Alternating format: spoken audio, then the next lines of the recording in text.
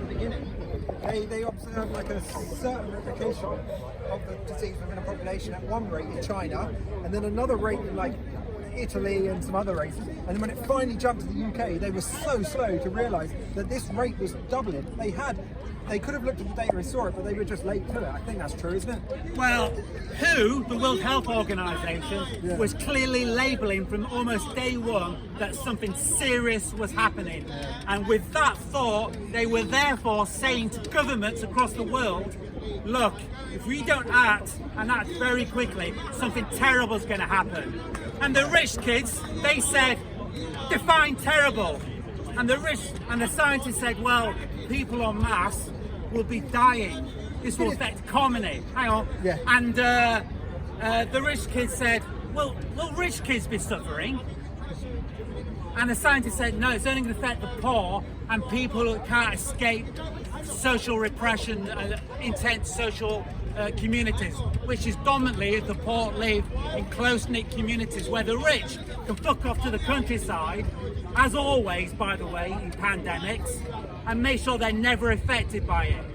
No motivation, therefore, to change the policy into one which would actually help the working class, aka the people of the world. So Right now, it's sunny, Sunday, we're out here in the park. So why do you think the government, the rich kids don't care about the working class? They might do. I think we need new ideas to reinvent the world, you know? You say they might do.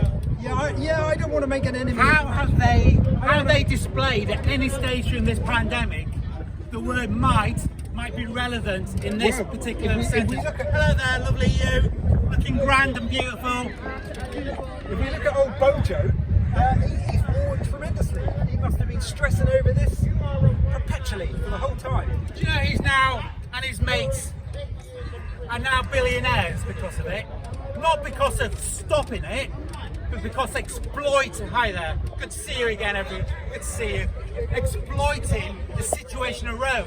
And do you know how they exploited it? They exploited it because they're private companies which they own and their mates own. They were given contracts to the tunes of billions. And are they qualified to do the jobs that were asked for, which were relevant to stopping pandemic and all the tools needed? No, they had no idea how to do these jobs. But that's not relevant. What they did know is all the money that they could make from the taxpayer. Instead of going to stop the pandemic, it went straight into their bank accounts to the tune of billions. Track and trace being the classic example. There's many examples. Track and trace estimated now to be 33 billion. And what is the end product to that 33 billion? Rich kids getting richer. Literally, that is it. Track and trace. Oh, by the way, Google and Apple, they said they would do it for free.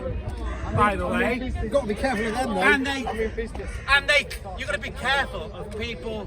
Why? Well, Google and Apple, because they said let's not be evil, and then they took that out a couple of years ago. Whoa, dude. We're talking about pandemic here.